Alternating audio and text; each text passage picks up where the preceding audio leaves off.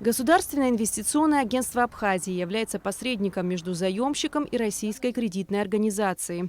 В 2016 году агентством было отобрано 7 проектов, по которым заключено 7 договоров займа. Однако, по словам Кристины Озган, на сегодняшний день ни один из этих проектов не реализован в полной мере. Проблема действительно существует, и проблема непростая. Вы на сегодняшний день имеете очень серьезные долговые обязательства перед банками по тем проектам, которые финансировались по этой программе. В принципе, суммы финансирования достаточно значительные по некоторым объектам.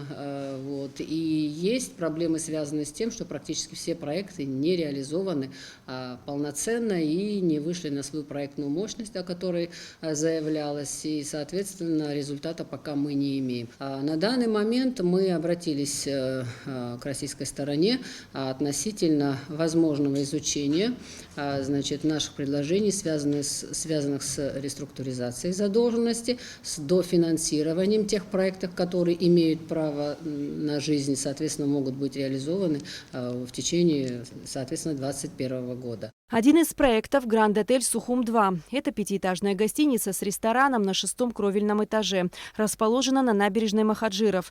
Сейчас уровень готовности проекта составляет 95% и требует дополнительного финансирования. С банком у нас в настоящее время нет взаимоотношений, поскольку наш основной кредитор был реорганизован в Москве. И мы вот сейчас ведем, дискуссию с инвестиционным агентством Абхазии и надеемся на то, что денежные средства будут изысканы в этом году, и мы сможем в этом году запуститься. Еще один проект «Должник» – завод по производству джема в Абхазские сады. Строительство предприятия было начато в 2014 году, и уже в ноябре 2016 года объект был запущен в эксплуатацию. Сегодня завод производит джемы из фейхоа, киви, мандаринов, апельсинов, лимонов, клубники и других фруктов и ягод. Дистрибьютором является компания «Мистраль Трейдинг». И мы возлагаем надежды на нашего дистрибьютора на продвижение, на более лучшие продажи в этом году. Конечно, они не будут существенно отличаться от 2020 года. Как вы знаете, пандемия и, скажем так, карантинные меры, они распространяются и в этом году, и до конца этого года. Поэтому вся надежда наша на нового контрагента, с которым мы заключаем контракт уже на этой неделе. Мы провели переговоры на прошлой неделе, мы определили объемы. Эти объемы позволяют нам обслуживать данный кредит, данный займ, скажем так.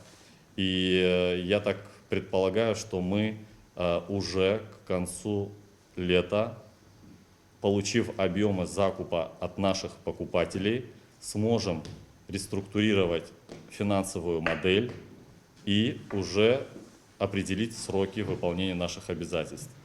По срокам я могу сказать, что новый контрагент и текущий наш партнер могут,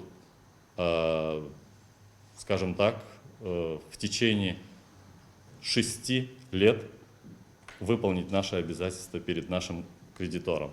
Наши кредиторы с полным пониманием относятся к нашей ситуации. Еще один проект «Кындых-Агро» представляет собой строительство тепличного комплекса для круглогодичного производства овощной продукции.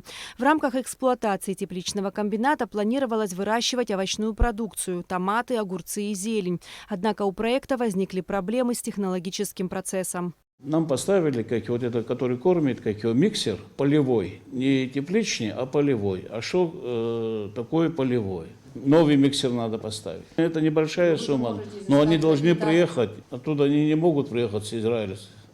Нет, сейчас. Хорошо, они не могут приехать. Там совет российской не можем поставить, не можем турецкую поставить. Мы ведем с ними переговоры, Постарайтесь до конца недели дать мне ответ.